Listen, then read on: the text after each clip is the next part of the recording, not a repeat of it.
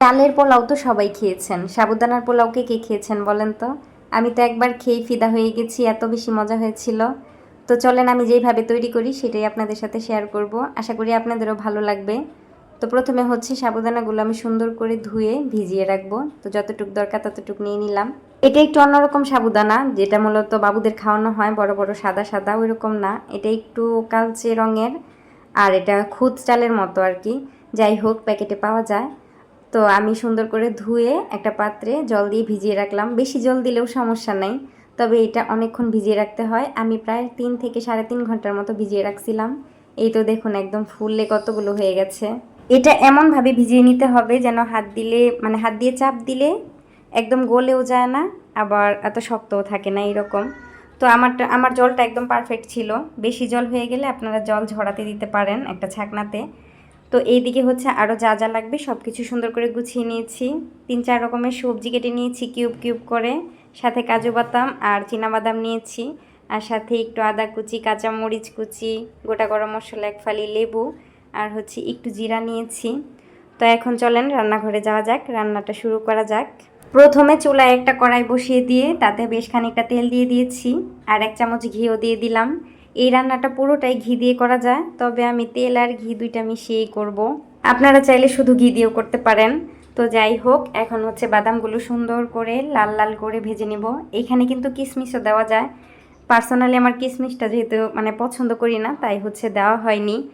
তো সুন্দর করে লাল লাল করে এখন বাদামগুলো এক সাইডে ভেজে তুলে রাখবো। আর তারপর সেই কড়াইয়ে আর একটু তেল দিয়ে তাতে শুকনো লঙ্কা, তেজপাতা, গোটা গরম মশলা আর একটু জিরা ফোড়ন দিব, আর ফোড়নটা একটু ভেজে নেব। ভেজে নেওয়া হয়ে গেলে তাতে হচ্ছে আদা কুচিটা দিয়ে দিব। আদা কুচি দিলে ফ্লেভারটা অনেক বেশি সুন্দর হয়। যখন ফোড়ন থেকে সুন্দর একটা গন্ধ বেরোবে আর কালারটা একটু চেঞ্জ হয়ে আসবে, সেই পর্যায়ে আমি এই সবজিগুলো দিয়ে দিব। সবজিতে ছিল বরবটি, গাজর, পেঁপে আর হচ্ছে মিষ্টি কুমড়া।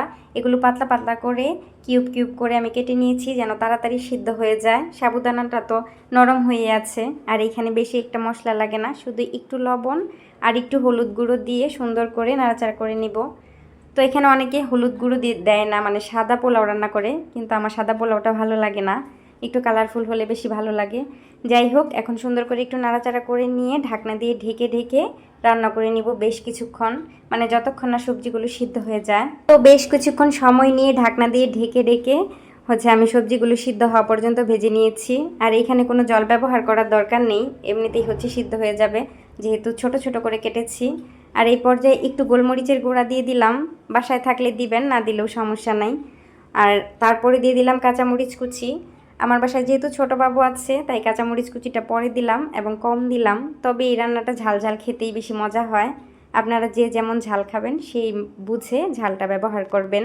এই তো আমার সবজিটা সেদ্ধও হয়ে গেছে আর ভাজাও সুন্দর করে হয়ে গেছে। এই পর্যায়ে আমি সাবুদানাগুলো দিয়ে দিব, আর সাবুদানা দেওয়ার পর অনবরত নাড়াচাড়া করে সবজির সাথে সাবুদানাটাকে সুন্দর করে মিশিয়ে নিতে হবে। আর এই পর্যায়ে আপনারা লবণটা একটু টেস্ট করে নেবেন। যাই হোক, এখন সুন্দর করে মিশিয়ে নেওয়া হয়ে গেছে। নাড়াচাড়া কিন্তু বন্ধ করা যাবে না যতক্ষণ না মিশে যাচ্ছে সবজির সাথে সাবুদানাটা। তো ভালো করে মিশিয়ে নেওয়া হয়ে গেলে কিছুক্ষণ ঢাকা দিয়ে রাখতে হবে, 1 মিনিটের মতো। তারপর খুলে একটু নাড়াচাড়া করে নিলেই কিন্তু এই তো মোটামুটি হয়ে গেছে সাবুদানার পোলাওটা। তো শেষ পর্যায়ে আমি প্রথমে যে ভেজে রাখছিলাম বাদামটা, সেটাই দিয়ে দিলাম, আর সাথে 1 ফালি লেবুর রস দিয়ে দিলাম। লেবুর রস দিলে ফ্লেভারটাও সুন্দর আসে আর পোলাওটা অনেক বেশি ঝরঝরে হয়। তো এইগুলো এখন সুন্দর করে মিশিয়ে নিব, আর মিশিয়ে নেওয়া হয়ে গেলেই একদম আমার সাবুর পোলাওটা রেডি। তো চলেন আপনাদেরকে একটু সার্ভ করে দেখাই কেমন হয়েছে। এটা অনেক বেশি ঝরঝরে হয়েছে, দেখে হয়তো বা বুঝতে পারতেছেন, আর অনেক বেশি মজা হয়েছিল। অবশ্যই কিন্তু আপনারা একবার ট্রাই করবেন, আশা করি আপনাদের কাছেও ভালো লাগবে। তো আজকের ভিডিওটা এই পর্যন্তই। ভিডিওটি ভালো লাগলে আমার চ্যানেলটিকে সাবস্ক্রাইব করে পাশে থাকবেন পরবর্তী ভিডিও দেখার জন্য।